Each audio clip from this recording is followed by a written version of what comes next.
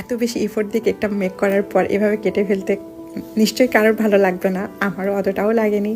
তো যাই হোক, হচ্ছে যে এই কেকটা বানাতে গিয়ে যতখানি এফোর্ট দিয়েছি মনে হয় না অন্য কোনো কেকে এত এফোর্ট দিয়ে আমি বানাইছি, কারণ এটা আমার মানে হচ্ছে পিকটা দেখার পরে এত বেশি ভালো লেগেছিল, আমার মনে ছিল এটা আমাকে মেক করতে হবে, অর্ডার আসুক আর না আসুক। তো অবশেষে 2 দিন কেকটাকে ফ্রিজে কামকোট করে ফিনিশিং দিয়ে রেখে দিয়ে আজকে আসলাম ডিজাইনটা করতে। আসলে অর্ডারের কাজ না হলে এত বেশি অলসতা লাগে নিজের জন্য এই কাজগুলো করতে। যেহেতু ফিনিশিং খারাপ ছিল, আমি কিন্তু আবারও ওইটা তুলে নতুন করে ফিনিশিং দিয়ে আবার সেট করে নিয়েছি, বোর্ডের মধ্যে কাট করে রেখে দিছি, যেটা তোমরা দেখতে পেলে। তো এবার আমি হচ্ছে অনেকগুলো ফ্লাওয়ার্স মেক করব, এই জন্য ভেবেছিলাম যে সবগুলো ফ্লাওয়ার্স মেক করার পরে একটা একটা করে আমি পরে হচ্ছে কেকের মধ্যে সেট করব। কিন্তু পরে মনে হলো যে এভাবে করতে গেলে আরও বেশি টাইম মনে হয় লাগবে, অথবা আমি একটা করে বানাবো, একটা করে সেট করব।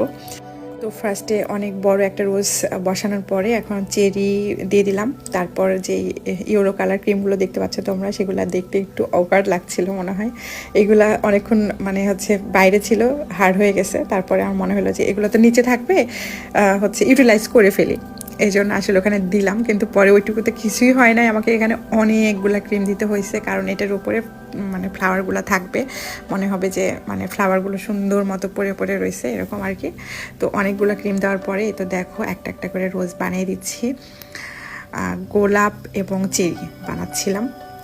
মাশাল্লাহ, মানে এত সুন্দর হয়েছিল কেকটা, সামনে থেকে দেখতে এত জোস লাগতেছিল। আমার খালি মনে হচ্ছিল ইস, এটা যদি আমি কোনো ক্লায়েন্টকে দিতে পারতাম। কিন্তু ব্যাড লাক, এরকম ডিজাইন কেউ আমাকে হচ্ছে যে মেক করতে দেয় নাই, মানে অর্ডার আসে নাই, আমি নিজে থেকে বানাইছি। কারণ আমার কেকটা দেখে এত ভালো লাগতেছিল, আমি ভাবছিলাম যে আমি কবে এটা রিক্রিয়েট করব। তো হচ্ছে একটু হাতে কাজ টাজ কম ছিল, এই জন্য মনে হলো যে হ্যাঁ এখনই হচ্ছে সুইটেবল টাইম, করে ফেলি।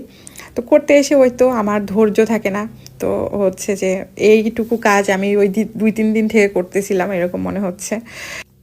তো এতক্ষণ যে বেবি পিঙ্কগুলা হচ্ছে রোজগুলা দেখতে পেলে, ওইগুলা কিন্তু হচ্ছে রেড কালার দিয়েই করা।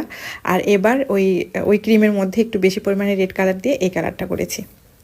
এই তো জাস্ট 2টা কালার দিয়েই যতগুলা রোজ আর চেরি বানায় দেওয়া যায় আর কি, এটা ভর্তি করে দিতে মানে মনে হবে যে গাছ থেকে ফুল ঝরে ঝরে চুয়ে চুয়ে পড়তেছে এরকম আর কি। মানে এটা প্রচণ্ড ধৈর্য লাগবে, ফার্স্ট অফ অল ধৈর্য ছাড়া এই কাজ কখনোই করা যাবে না, কারণ এখানে এতগুলা রোজ এতগুলা চেরি লাগছে মাশাল্লাহ।